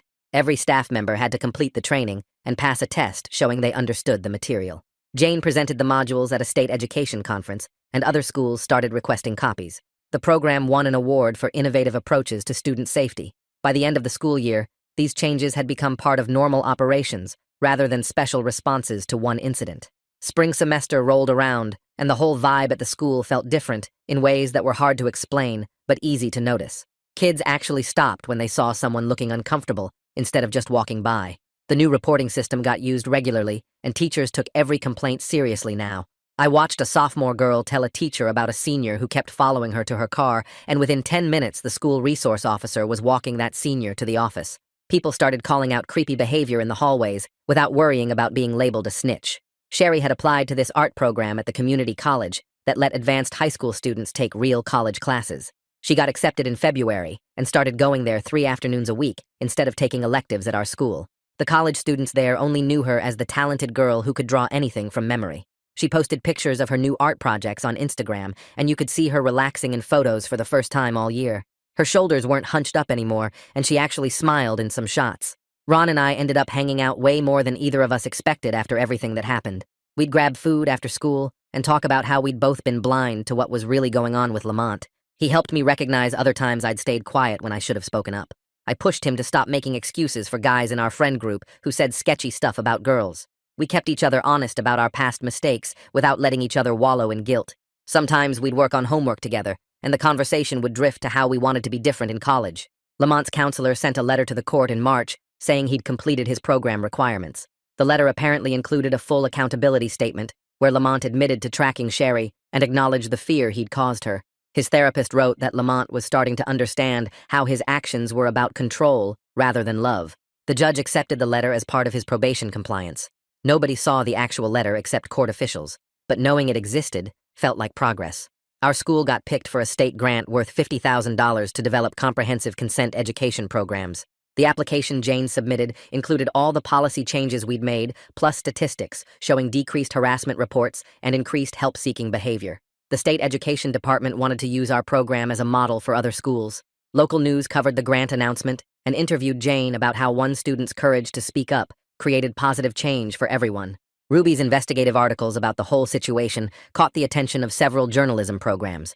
She got scholarship offers from 3 different colleges, specifically mentioning her ethical reporting and ability to handle sensitive topics. Northwestern offered her a full ride to their journalism school. She told me she never expected her high school newspaper work to open doors like this, but she was proud she'd covered Sherry's story respectfully. Ruby decided on Northwestern and planned to focus on investigative reporting that actually helps people. Sherry started volunteering with the school counseling office to talk to younger students about recognizing red flags in relationships. She'd meet with freshmen and sophomores who requested help understanding if someone's behavior toward them was normal or concerning. She never mentioned her own story unless they asked directly, but she gave them tools to trust their instincts. I heard from teachers that her sessions were the most requested ones. Girls especially said Sherry made them feel like their discomfort was valid, even if other people dismissed it. My college applications were due in January, and I kept gravitating toward social work programs. Seeing how the system failed Sherry at first, but then adapted to protect her, made me want to be part of making those systems better. I wrote my main essay about learning to recognize my own complicity and wanting to help vulnerable people get the support they deserve. My counselor said it was one of the most honest application essays she'd ever read. I got into the State University's social work program with a partial scholarship. Graduation day arrived in early June with perfect weather and the football field packed with families. When they called Sherry's name to walk across the stage, the applause was noticeably louder and longer than for other students. She wore her cap decorated with paint splatters and held her diploma up high as she walked back to her seat. Her smile looked genuine and peaceful, rather than forced. People stood up as she passed their rows, and she nodded at them with real warmth. After the ceremony, I saw her taking pictures with her art teacher and the college professors who'd been mentoring her. Ron got selected to speak at freshman orientation in August about healthy relationships and respecting boundaries. He worked all summer on his presentation with the counseling staff to make sure he hit the right notes. On orientation day, he stood in front of 300 incoming freshmen and talked about how he'd ignored his friend's concerning behavior because it seemed romantic. He explained specific warning signs to watch for and emphasized that real love never involves fear or control. He told them about losing a friend, but gaining understanding of how to be a better person. The freshmen paid attention in a way they might not have if an adult gave the same speech. Several kids came up afterward to thank him for being honest about his mistakes. Senior year started without Lamont because his parents moved him to a district 40 minutes away as part of his court agreement. The hallways felt different without that tension hanging over everyone, and people stopped looking over their shoulders when they walked past Sherry's locker. I saw on his mom's Facebook that he was going to therapy 3 times a week and doing community service at a senior center on weekends. Jane Winters got invited to speak at a state education conference about the new policies our school put in place after everything happened. She brought copies of the reporting forms she designed and the training modules she created for teachers to recognize stalking behaviors. Other schools started calling her for advice, and within 6 months, our district's approach became the model for 3 neighboring counties. The local paper did a feature story about it with Jane's picture on the front page of the education section. She kept a framed copy in her office next to a thank you card from Sherry's parents. That spring, I helped organize a fundraiser for the women's shelter where Sherry had gotten counseling, and we raised almost $4,000 through car washes and bake sales. Ruby graduated with honors and got a full scholarship to Northwestern's journalism program after her portfolio included all her investigative pieces about our school's policy changes. She kept writing about campus safety issues, and her blog started getting thousands of views from students at other schools dealing with similar problems. The next fall, I started at State University and joined their peer counseling program, where I talked to freshmen about recognizing unhealthy relationship patterns. During winter break, I ran into Sherry at the grocery store and she looked completely different, not hiding in hoodies anymore but wearing bright colors and her hair pulled back. She told me she was taking classes at the Art Institute downtown and had just gotten her first commission for a mural at a coffee shop. Her Instagram showed paintings and sketches, but also pictures with new friends from her program, people who knew her as an artist first. The school kept running the consent workshops every semester and made them mandatory for all students, not just freshmen. Teachers had to attend refresher training every year, and the reporting system stayed active with regular reviews. Ruby's articles caught the attention of state legislators, who started drafting a bill requiring all schools to have clear stalking policies and mandatory reporter training. She testified at a hearing wearing her Northwestern sweatshirt and speaking clearly about how one student's courage to speak up could create systemic change. I saw the live stream from my dorm room and texted her that she killed it. By sophomore year, I was leading workshops at local high schools through the advocacy group, telling my story about being a bystander who finally learned to speak up.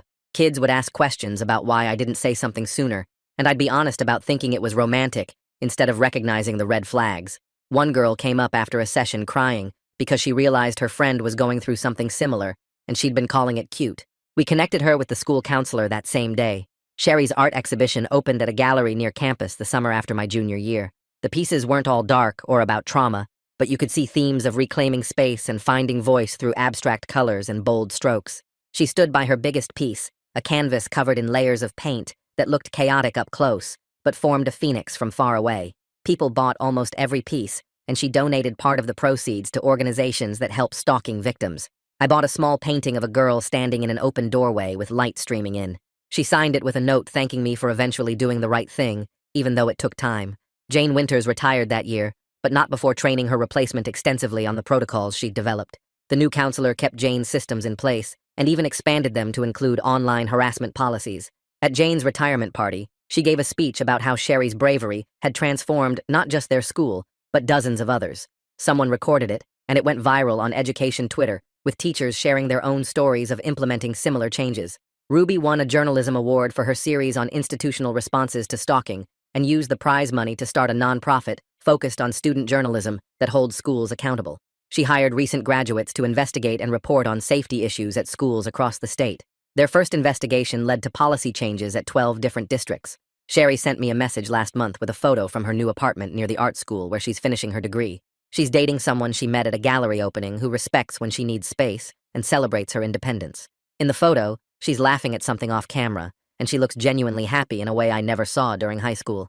The advocacy group asked me to write a piece for their newsletter about the long-term impact of speaking up, and I spent weeks trying to get the words right. Looking at everything that changed from that one Thursday morning when police walked Lamont out in handcuffs to now, it's hard to believe how wrong we all were about what love should look like. Appreciate you hanging out with me through all this. I've still got a ton of questions, but hey, that's just how my brain works. I'll see you around next time. If you made it to the end, drop a comment. I love reading all your comments. What's the grossest thing you've done for an A+? When Professor Clayton asked me to come to his house for dinner to discuss my final grade, I knew exactly what that meant. The guy had been staring at me all semester with those creepy divorced dad eyes, and now he wanted his shot. But I needed that A+ to graduate with honors and get into law school. I put on my shortest skirt and the push-up bra that made me look like I had actual cleavage. My roommate Sarah watched me get ready with her mouth hanging open. I told her it was just dinner to discuss my grade, but we both knew better. Professor Clayton was in his 40s with gray streaks in his beard and always wore those wool blazers that smelled like mothballs. He'd lean over my desk during exams and breathe on my neck while checking my work. The drive to his house took 20 minutes, and I spent the whole time practicing my excuse to leave early. I'd tell him my roommate was having a crisis or that I had food poisoning. Something believable but urgent. My hands were shaking when I rang the doorbell. A woman answered. Not just any woman, but a gorgeous blonde in yoga pants holding a dish towel. Behind her, I could see a normal living room with family photos on the walls and toys scattered on the carpet. "You must be Violet," she said with a huge smile. "Arthur's told us so much about you. Come in, come in." My brain couldn't process what was happening. This was Professor Clayton's wife. He had a wife. A hot wife who seemed genuinely happy to see me. I stood there in my hooker outfit feeling like the world's biggest idiot. Did these people want a three-way? "Arthur, Violet's here," she called out. Professor Clayton appeared from the kitchen wearing an apron that said "Kiss the Cook." He looked at my outfit and his eyebrows went up, but he didn't say anything gross. Instead, he shook my hand like we were at a business meeting. "Violet, thanks for coming. This is my wife Janet, and this is our son Andy." That's when I noticed the kid in the wheelchair by the TV. He looked about 17 with the same dark hair as his dad, but his body was twisted in ways that made it clear he couldn't control his muscles properly. An oxygen tank was attached to the back of his chair with tubes running to his nose. "Hi, Violet," Andy said. His speech was slow and took effort, but his eyes were sharp and focused. He was wearing a Spider-Man t-shirt that matched the one I had at home. We sat down for dinner, and I kept waiting for the other shoe to drop. I still thought maybe they were swingers or wanted me to join some weird cult. But dinner was just normal pot roast and vegetables while they asked about my classes and career plans. Andy tried to ask me about the new Marvel movie, but talking seemed to exhaust him. Finally, over dessert, Professor Clayton cleared his throat. "Here it comes," I thought. The weird proposition that would make sense of this whole night. Violet, we invited you here because we need a favor, he said. Andy's prom is next week and he doesn't have a date. I stared at him, then at Janet, then at Andy, who was looking at his plate like it was the most interesting thing in the world. We know it's a lot to ask, Janet jumped in. But Arthur said you wear superhero shirts to class and love the same movies Andy does. We thought maybe you'd consider it. Just as friends, of course. My face burned with shame. Here I was, dressed like I was going to work a street corner, and these people just wanted someone to take their disabled kid to prom. Professor Clayton must have mentioned me because I was one of the only students who'd be nice enough to say yes. I'll pay for your dress and everything, Professor Clayton added quickly. And dinner wherever you want to go. Andy finally looked up at me. You don't have to, he said. I know it's weird. Something about the defeat in his voice made my chest tight. I thought about all the proms I'd gone to with my quarterback boyfriends, and how I'd taken it for granted that someone would always want to go with me. I'd love to go with you, I heard myself say. The next week flew by. Janet took me dress shopping and we found this gorgeous blue gown that covered everything my slutty outfit hadn't. Andy and I texted about Marvel theories and he was actually funnier than most guys I knew. When prom night came, I felt weirdly excited. The dance itself was at a hotel ballroom downtown. Andy looked sharp in his tux, even sitting in the wheelchair. We slow danced with me kind of swaying while holding his hands. Other kids stared, but Andy didn't seem to notice or care. He was too busy explaining why Iron Man's arc reactor should have killed him with radiation poisoning. Around 10 o'clock, some kids from my economics class invited us to an after party. I almost said no, but Andy begged me to go. He'd never been to a real party before. Against my better judgment, I agreed. The party was at some rich kid's house with no parents home. I parked Andy by the pool and went to get us drinks. When I came back 5 minutes later, a group of football players were standing around him laughing. One of them was holding Andy's oxygen tube. That's when I saw Andy shaking violently in his chair and smelled the unmistakable scent of Mary Jane coming from his oxygen tank. I lunged forward and ripped the oxygen tube from Braxton's hand while Andy's face was turning purple. The tube hissed as clean air started flowing again, but Andy kept shaking bad. I screamed for someone to call 911 while the football players just stood there laughing like this was some big joke. Braxton was still holding his joint and grinning at me like he'd done something clever. I grabbed his Letterman jacket with both hands and shoved him backward as hard as I could. He went straight into the pool with a huge splash while I dropped to my knees next to Andy. The smoke was still hanging around his face, so I waved my hands trying to clear it away. His body kept jerking in these scary spasms, and his lips looked blue even in the pool lights.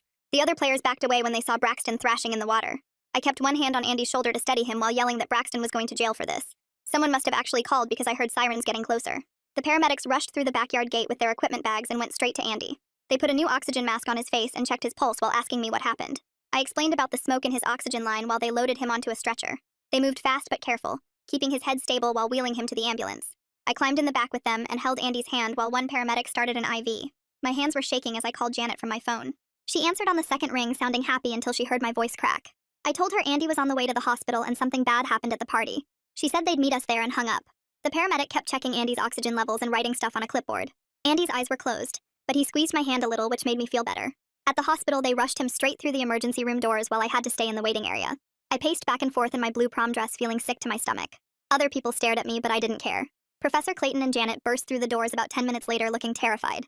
Janet ran straight to me and pulled me into this tight hug, even though I felt like this was all my fault.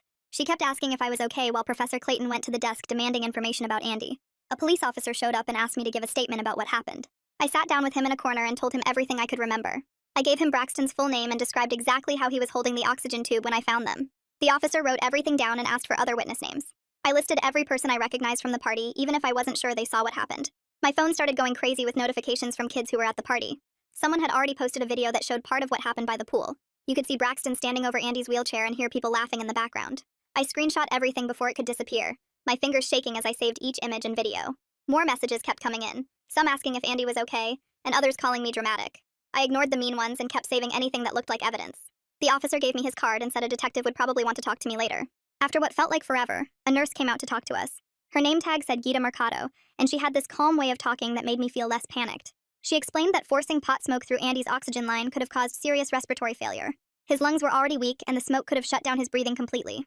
She said I acted fast, which probably saved him from worse damage.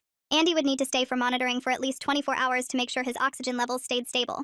Janet started crying with relief that he was going to be okay. We all sat in these uncomfortable plastic chairs while Professor Clayton filled out insurance paperwork. After a while, Janet asked if she could talk to me alone in the hallway. We found a quiet spot near the vending machines where she told me she'd had doubts about the party. She wanted Andy to have normal teenage experiences, but her gut told her it was a bad idea. Her voice cracked when she said she should have trusted her instincts. I told her this wasn't her fault at all. It was completely on Braxton and those other jerks. She hugged me again, and we both stood there crying a little. I excused myself to go to the bathroom where I locked myself in a stall and finally let everything hit me. Standing at the sink washing my face, I stared at myself in the mirror in this fancy prom dress. I thought about that first dinner at their house and why I really went. The shame of thinking Professor Clayton wanted to sleep with me felt So small now compared to what Andy went through. I promised myself right there that I would make this right for him no matter what it took. When I came back out, Sarah was waiting in the lobby looking worried. I'd texted her earlier and she'd driven straight there to pick me up. On the ride home, I told her everything that happened from the party to the hospital. She got so mad about what Braxton did that she had to pull over for a minute to calm down. She said she'd back me up completely if I wanted to file official reports or whatever I needed to do. Having her support made me feel stronger about what I knew I had to do next. The next morning, I walked into Assistant Principal Ross Cleary's office with my phone full of screenshots and videos from the party. His office smelled like old coffee and those pine tree air fresheners that never really work. He sat behind his desk looking uncomfortable before I even started talking. I laid out everything that happened at the party, showing him the videos people had posted. He leaned back in his chair and rubbed his forehead like he had a headache. "Look, Violet, boys will be boys," he said. "Maybe they were just being stupid teenagers who didn't think things through." My face got hot and I could feel my hands shaking. I told him they could have killed Andy by forcing smoke through his oxygen line. He shifted in his seat and said he'd look into it but suggested maybe Andy just couldn't handle being at a party. I left his office wanting to punch something. Back in my dorm, I pulled up Sailor Quinn's number since she was the one who hosted the party. She answered on the third ring and her voice got quiet when I told her who was calling. I asked if she saw what happened to Andy by the pool. There was a long pause before she admitted she did see Braxton holding the oxygen tube. She said she was horrified but scared to say anything because Braxton's friends would make her life hell. I told her Andy could have died and she started crying. She said she'd think about talking to someone official, but she was really scared. After we hung up, my phone started blowing up with notifications. Braxton's friends were posting about me online, calling me dramatic and saying Andy couldn't handle a little joke. They tagged me in memes about snitches getting stitches. Someone posted my dorm room number with a crying baby emoji before deleting it 5 minutes later. I screenshot everything before it disappeared. My roommate Sarah saw the posts and told me to be careful walking around campus alone. 3 days later, I drove to Andy's house to check on him. Janet let me in and led me to his room where he was propped up in bed with his laptop. He looked tired but smiled when he saw me. I sat in the chair next to his bed and asked how he was feeling. He told me his chest still hurt, and talking made him cough sometimes. Then he looked right at me and said he wanted to file charges against Braxton. His voice was steady, even though I could see how much effort it took to talk. "I'm tired of people thinking my disability makes me less than human," he said. We spent an hour going through everything that happened while I took notes. That night, Professor Clayton left me a voicemail that I played 3 times. His voice sounded strained, like he was holding back serious anger. He thanked me for protecting Andy, but warned me to be careful about the videos I'd been sharing. He said there were privacy laws that could get complicated if we weren't careful. He also mentioned that Braxton's family had money and connections. I could hear papers rustling in the background and Janet's voice asking him something. He ended by saying we needed to do this the right way to make sure it stuck. Finals were starting in a week, but I couldn't focus on studying. Instead, I sat at my desk writing out a detailed timeline of everything that happened at the party. I listed every person I could remember being there, what time things happened, who said what. My economics textbook sat unopened while I filled 3 pages with notes. Every detail mattered because I knew Braxton's side would try to twist the story. I wrote down what Andy was wearing, where exactly by the pool it happened, how long I was gone getting drinks. My hand cramped from writing so much, but I kept going. 2 days later, Detective Adam Coffey called me to set up an official interview. He had a deep voice and sounded like he was taking this seriously, which was more than Ross Cleary had done. We met at the campus police station where he asked me to go through everything again while he recorded it. He asked specific questions about who was holding what and when. He wanted to know if anyone else had videos or photos. I gave him all the screenshots I'd saved and the names of everyone I knew was there. He said he'd be interviewing other witnesses over the next few days. When I left the station, I felt like we were finally making real progress. That evening, Sailor texted me out of nowhere with a video file attached. She said she hadn't posted this one anywhere because it was too clear. I opened it and my stomach dropped. The video showed Braxton holding Andy's oxygen tube while another guy blew smoke directly into it. You could see Andy's face turning red and his body starting to shake. The timestamp showed it was taken right before I came back with the drinks. I immediately forwarded it to Detective Coffey with all the metadata intact. He replied within minutes saying this was exactly what they needed. A week later, Ross Cleary's secretary called to tell me there would be a disciplinary panel hearing. Word spread fast around campus that Braxton's parents had hired some expensive lawyer from the city. Suddenly, kids who were at the party started changing their stories. People who had told me they saw everything were now saying they didn't really see anything clearly. The guy who took the first video said his phone was too far away to show what really happened. Even some kids from my economics class who invited us to the party were backing away from getting involved. That same day, Janet sent me an email that made my chest tight. She thanked me for protecting Andy and standing up for him when it mattered. But she also asked if we could try to keep things low profile for Andy's sake. She was worried about him being known as the disabled kid who got attacked at a party for the rest of his life. She wanted him to have a normal college experience next year. I understood her concern but felt conflicted about staying quiet when Braxton was still walking around campus like nothing happened. The next morning, I stood outside Professor Clayton's office for 10 minutes before knocking because I needed that recommendation letter for law school, but everything felt weird now. He looked up from grading papers and motioned me to sit down while pushing his glasses up his nose. I explained that I needed the letter based only on my academic work and nothing else, and watched his face change as he understood what I meant. He nodded slowly and said he'd write it focusing on my test scores and class participation, and we both knew things between us would never be the same. 3 days later, Janet called me crying because Andy was back in the emergency room after waking up unable to catch his breath properly. I drove to the hospital still wearing my pajama pants and found them in the same waiting room as before. The doctor explained that Andy's lungs were still irritated from the smoke exposure, and any stress could trigger these episodes for months. Janet held my hand while we waited for test results, and I realized this wasn't just about one bad night anymore. The next week in my economics class, this guy named Tyler made some comment about me taking charity cases to prom for extra credit. I stood up in the middle of class and told him that making fun of disabled kids wasn't funny, and maybe he should focus on his failing grade instead. The professor had to call for a break, but afterward 3 other students came up to thank me for saying something. Tyler avoided me for the rest of the semester, which was fine by me since he smelled like gym socks anyway. Detective Coffee called that afternoon saying he'd gotten a judge to sign subpoenas for everyone's phones from the party.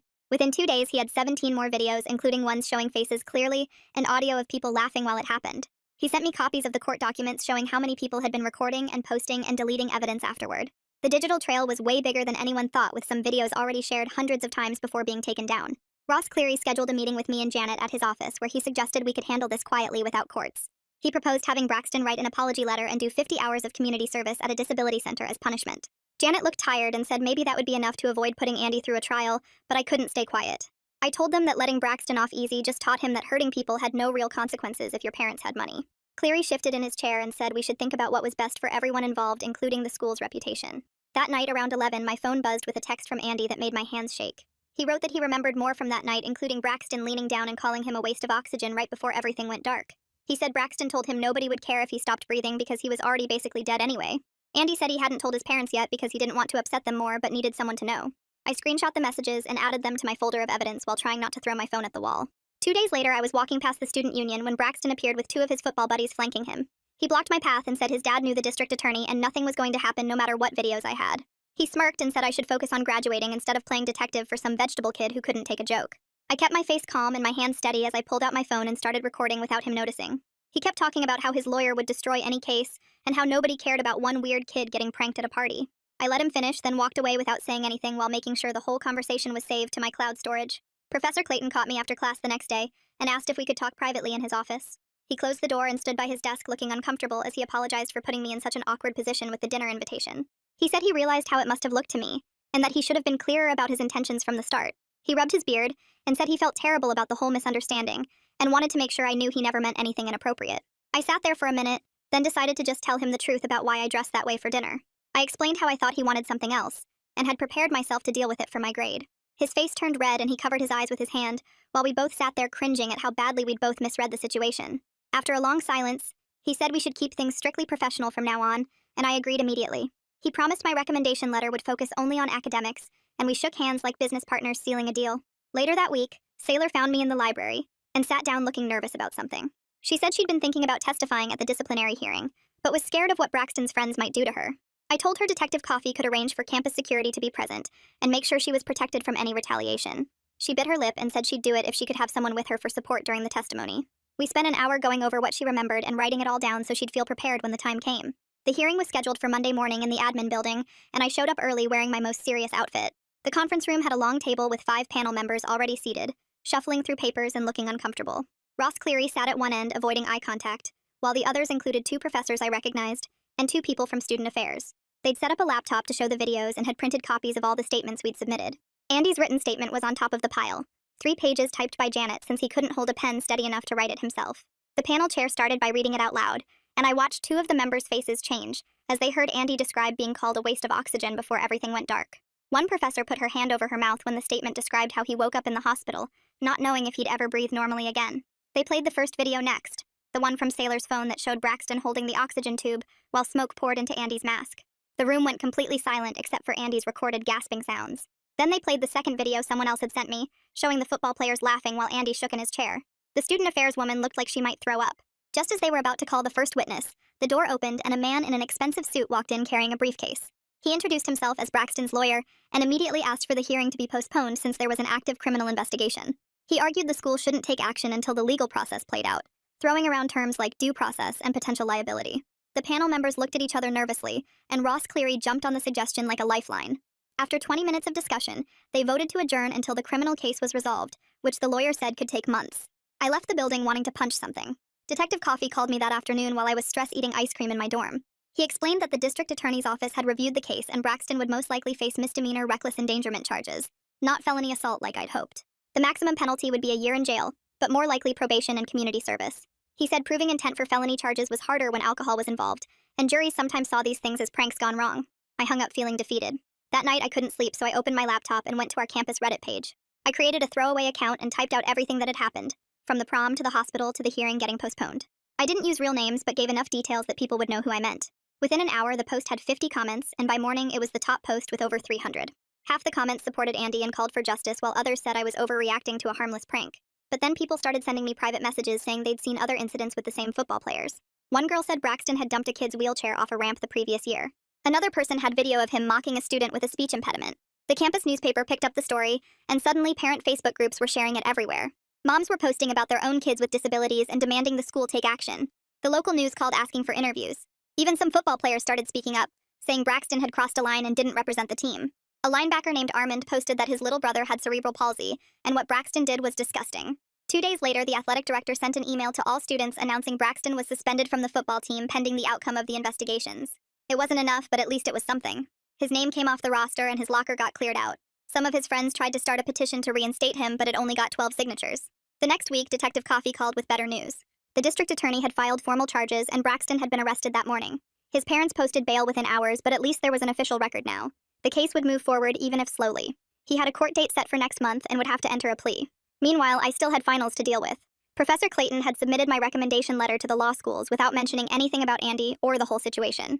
He kept it strictly about my academic performance and research skills. I managed to get through my exams even though my brain kept wandering to everything that had happened. Somehow I maintained my grades, getting the A I needed in Clayton's class and passing everything else. 3 weeks after the first hearing, the disciplinary panel sent another email saying they were reconvening. Braxton's lawyer couldn't stop them this time since formal charges had been filed. The hearing lasted 2 hours with Saylor testifying about what she saw and 3 other witnesses confirming Braxton's involvement. The panel announced their decision that afternoon. Braxton was suspended for a full year and banned from all campus events including graduation. He'd have to complete 200 hours of disability awareness training before being considered for readmission. His parents threatened to sue, but their lawyer must have told them they didn't have a case. The best news came from Janet in a text saying Andy was finally feeling better and talking about maybe joining the adaptive debate club next semester. He'd been so depressed after everything, but now he was making plans again, looking at the course catalog and asking about accessibility in different buildings. She said he even laughed at a Marvel meme I'd sent him, the first time he'd laughed since prom night.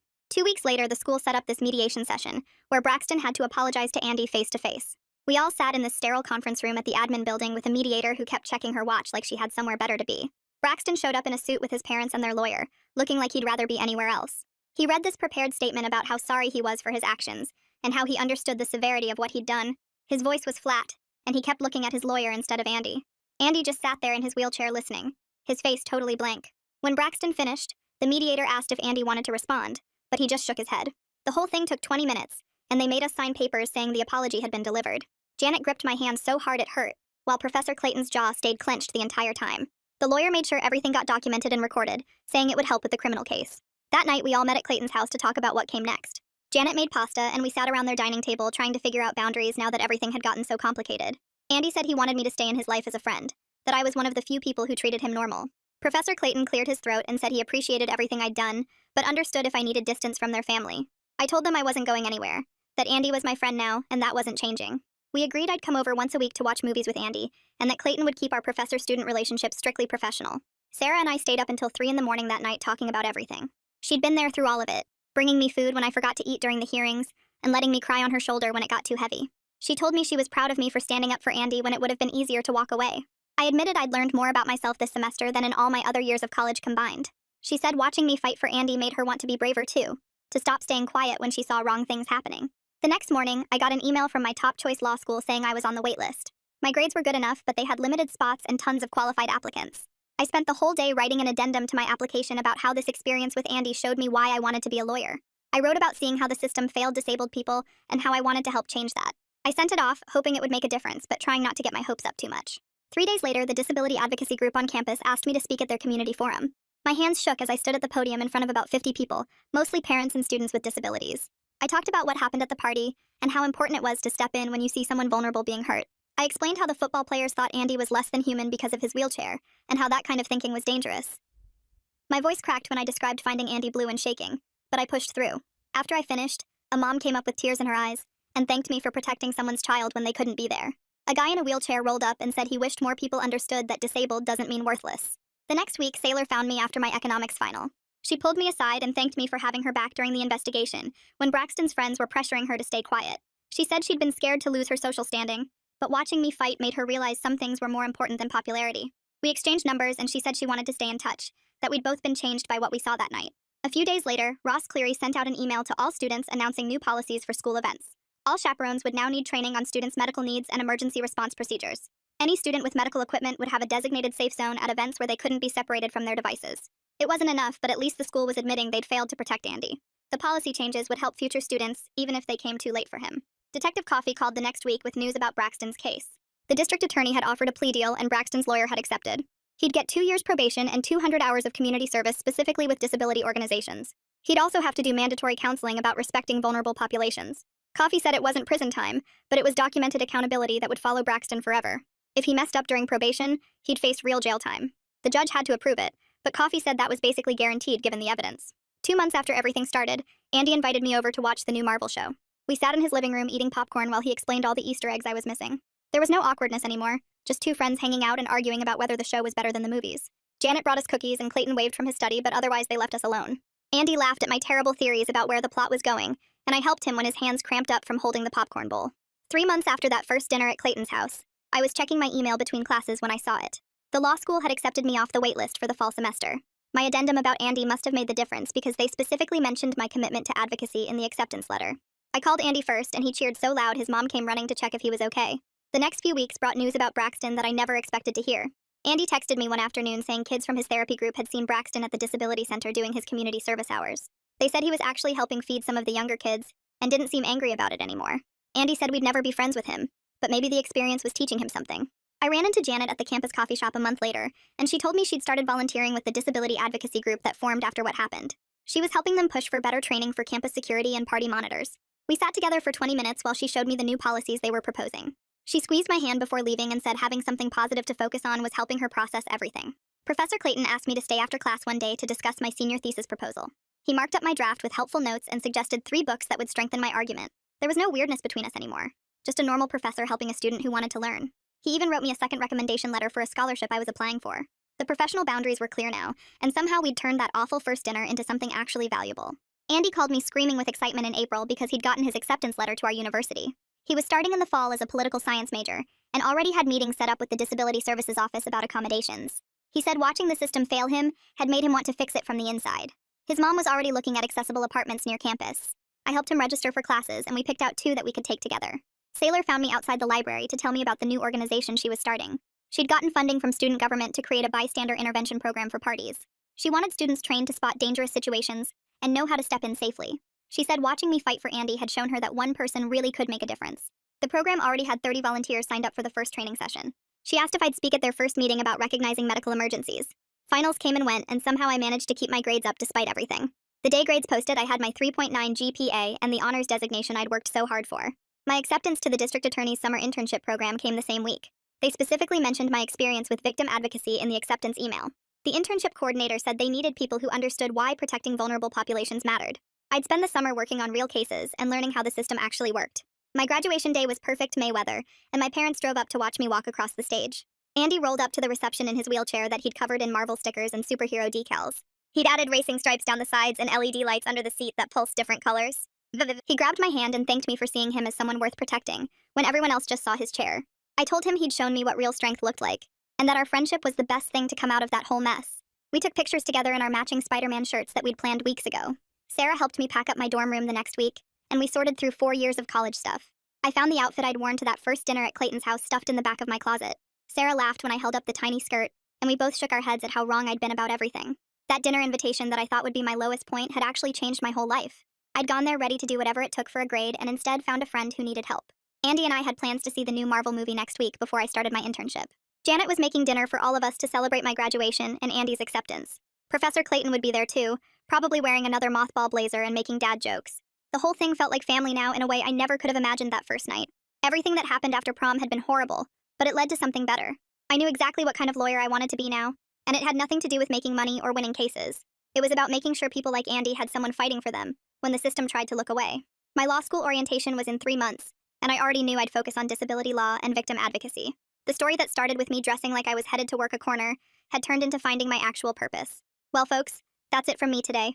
Thanks for sticking with me and letting me throw my thoughts and questions out there along the way. I really appreciate it. Like the video, it helps more than you think.